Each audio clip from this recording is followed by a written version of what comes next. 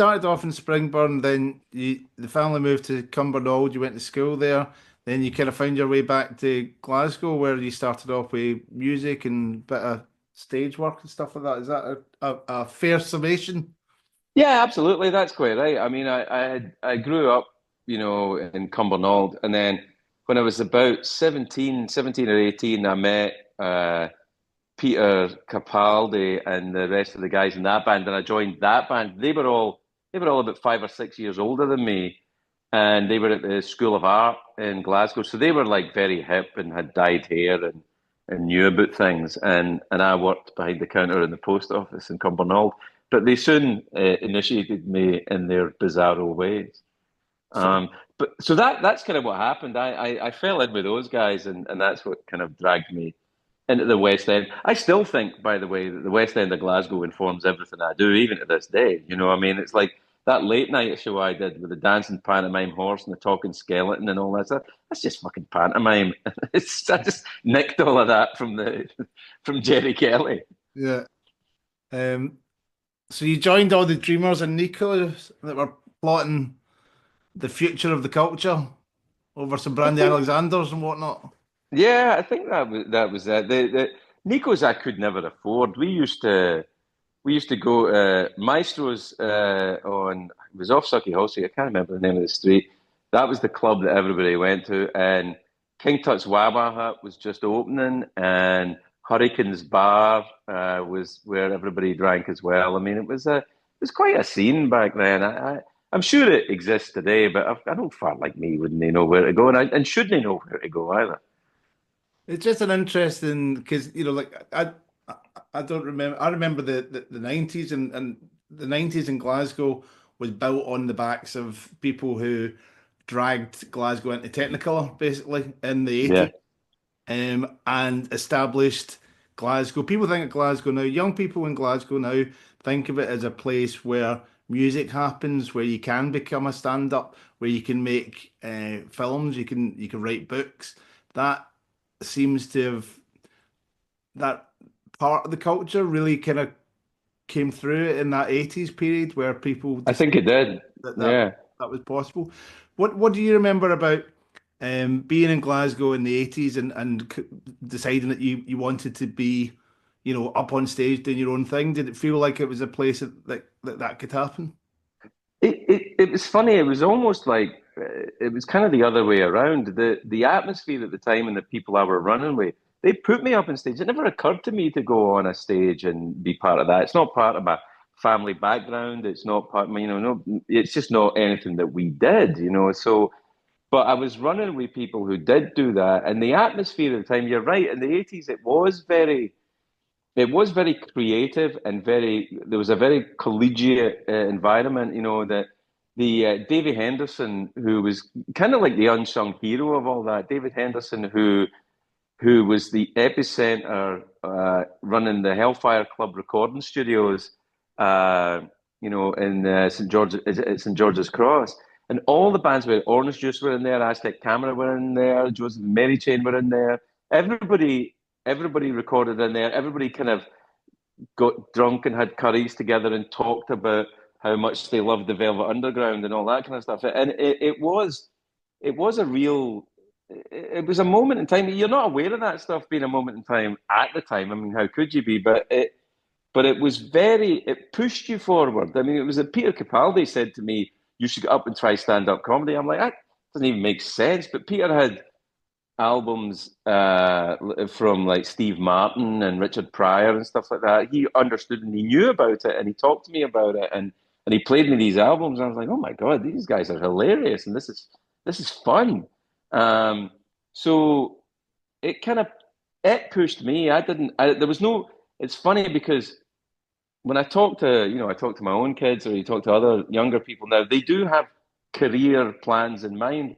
I didn't have any of that. There wasn't a fucking stand-up club in Glasgow when I started. They would be playing the music, and then the guy would stop the music and then say, "Here's a thinks he's funny," and I would walk out and so you kind of develop a sort of aggressive style because it's throwdown time. But it was great, but glad it's probably better now to do it a different way, but I just loved doing it then.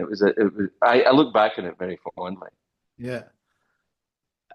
Did you have a clear sense that because like you were in the band with the art school kids and you'd go out and there'd be people saying they're going to be an artist, they're going to be this, that, the other.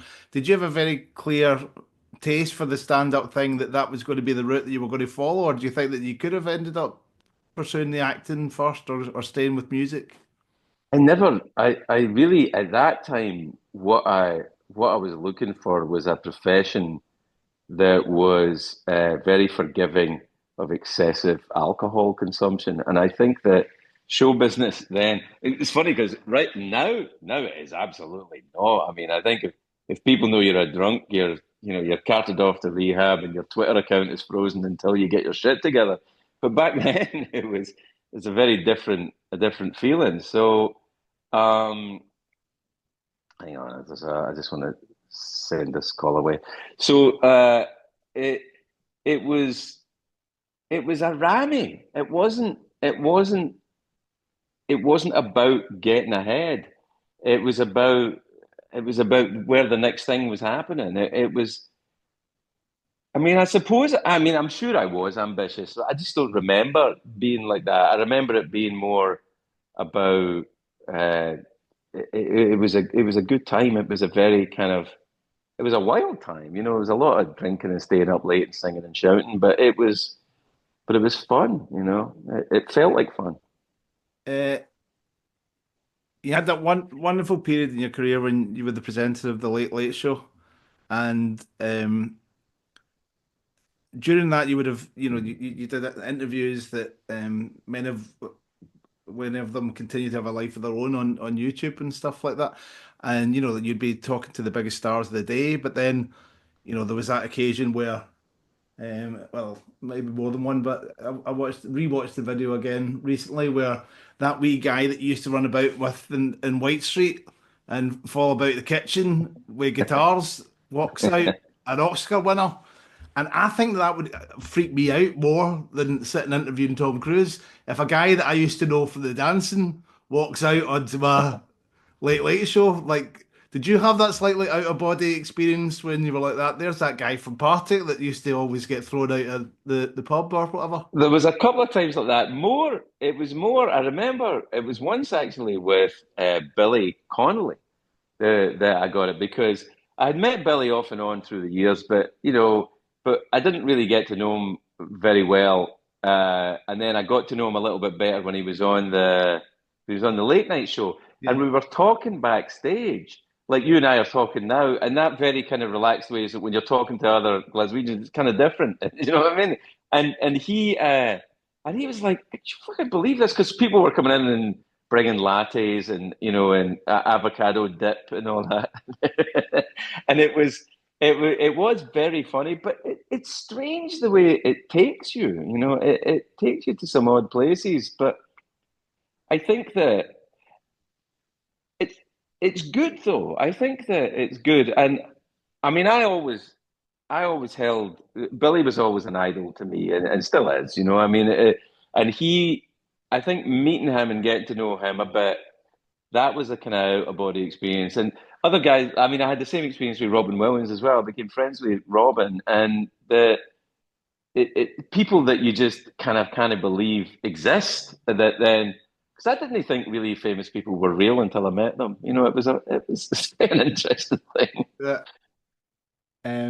What's your relationship with Glasgow like now? You were I staying don't here know. for a bit. Are you still kind of in and out of Glasgow? Look, my family are all still there. I was at my godson's wedding in December in the south side, so I'm in and out all the time. I mean, um, it's Hotel California, Glasgow. You can check out anytime you like, but you can never leave.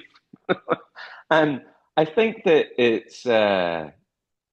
I just end up going back there for things. My family are all still there, what I mean? So it's apart from, my wife and kids, so they live with me, but the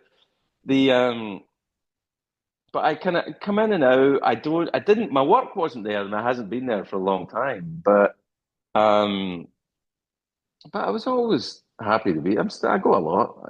So my relationship is, I guess, for the most part, personal, not professional. I suppose until this gig coming up, Yeah, yeah. which I'm not sure if it's a great idea or not, but I'm going to do it anyway. Do you like you talked about the Glasgow audience? Do you treat it with a added level of respect and preparation when you're coming out, knowing that a Glasgow audience is sitting there waiting for you? I think if anyone goes to Glasgow, any performer on earth goes to Glasgow and doesn't treat the audience with a wee bit more respect and a wee bit more fucking preparation, then they're making a big mistake. Um, I think that they're the best audiences in the world, but you gotta, it's got to be earned. You can't phone it in. If you do it well, it'll be great. But if you phone it in, they'll tell you. And no, that I mean, I don't phone it in anyway. It doesn't matter where I'm playing, but it's just that it's on my mind. I'm from there, so it's in your head a bit. You talk to New Yorkers about playing in New York, and they're like, "Oh fuck, I'm playing New York next week," and it's the same thing for everybody. I think you play your hometown. Having spent so much time away, obviously you still have that relationship, and you know that streets tend to look pretty much familiar when you return. People tend to be on the same places that you left them, even in Glasgow. I'm just wondering, like, is there things that you notice that are very different from the version of Glasgow that you do carry with you when you come home? Couple of things. I mean, I I feel Glasgow's better than it used to be. I mean, especially if you look at up the West End, Finiston and all that. I mean, the changes there since the 80s are remarkable. I mean, I know there's still plenty, work to be done, but I think Glasgow's a lot better than it used to be. It seems like a lot friendlier and more kind of a cosmopolitan a place than it used to be. Um, but maybe that's me, I mean, I don't know. Maybe I'm friendlier and more cosmopolitan. I don't know. I mean, it's I think my wife and I. So my wife's not from Scotland, but we always say, when you go up and down the Byres Road, it's always run about 1984, 1985 on the Byres Road. You go into the shops, it's always like Depeche Mode or Deacon Blue are playing on the stereo. It's kind of 1984, 1985 on the Byres Road consistently, which I am very okay with. I love that. Yeah. I like streets and buildings and bars and cafes that find their era and just stick with it.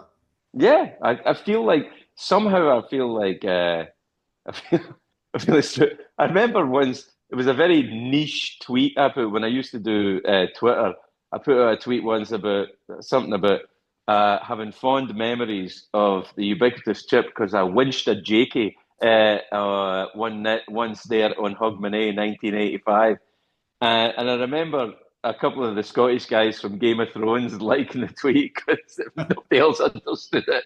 But these were like, that was something that connects. Yeah, I mean, it's a very specific area, and I come from a very specific time in that then as well. I think I read something about was it one of the directors of the Tron had kind of told you that you could be an actor or given you some advice in that direction. Yeah, Michael Boyd. It was Michael Boyd that put me. That was the first time I was put on in a real theatre. Michael. He passed away about 18 months ago, Michael. But he and I, stayed in touch right to the end. But he was the first guy that said, I was actually I was a barman in the upstairs bar in the Chip, but I was also doing stand up like in Yeah. shitty in places and in bars and stuff. And he said, no, you should come and do in the Tron Theatre. That was the first time I'd done a theatre, like where people sit down and face the front and they're not all drunk and and they're not it's about the stage. It wasn't about anything else. And uh I was amazed at the difference of the feeling and how much I loved it. But he he used to come into the Chip bar with a bunch of the arty people used to drink in the Chip bar, and I was a barman there, so I just kind of got to know them because of that. Really. So that I mean that's That's another good example, which I enjoy, of the way that Glasgow can be quite a collegial environment if you do have a bit about you. You know, like there's plenty of people that have gone on to very decent careers just because someone said, you know what, go and rehearse here, or there's an opening on Monday, come in, help. That's 100% my experience there. It was always like that. And actually, when I did what people did back then, and I went down to London, I was kind of shocked at how much uh, how how less Yeah, rude friendly the show. awakening. But Yeah. yeah, I mean, it was like nobody was saying, "Come on over here and help out." It's like it was a little more difficult to get yourself established.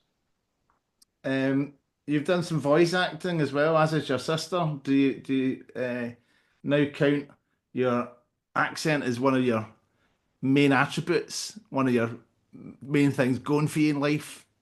It's funny how times change because for years I had producers and casting people and other people telling you, your accent, you got to get rid of it. You have to learn how to speak without it, or you have to learn how to speak with a Southern accent or a New York accent or an English accent or a London accent or whatever it is. And I was never skillful enough to do it. I could do it a wee bit. My accent changes. I talk differently when I'm on American TV, just because I know I think about it a little bit. I think you slow it down a little bit and make sure you hit the T's pretty hard. But I don't think about it every night, but you get into the habit of it. And and I've taken a bit of flack from people in Glasgow saying, you changed your accent. I go, well, they have to understand me. I mean, be fair.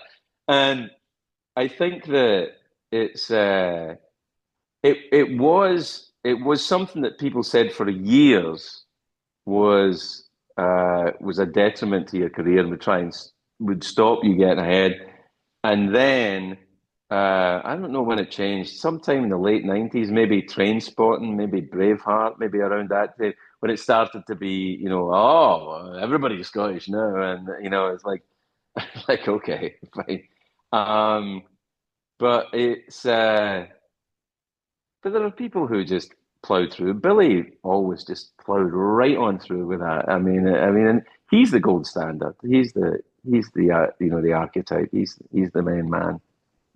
Are there any places in Glasgow that when you come home you always return to, or like places that you've taken your kids to kind of show them the city, what it means?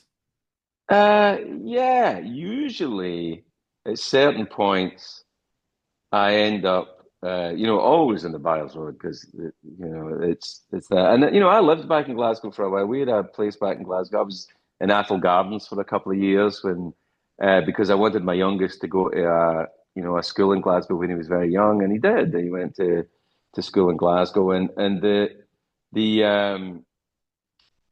so Byres Road we would go to. We would always go. We'd always get Chaku, that restaurant. You know where that is? That's really good. That restaurant.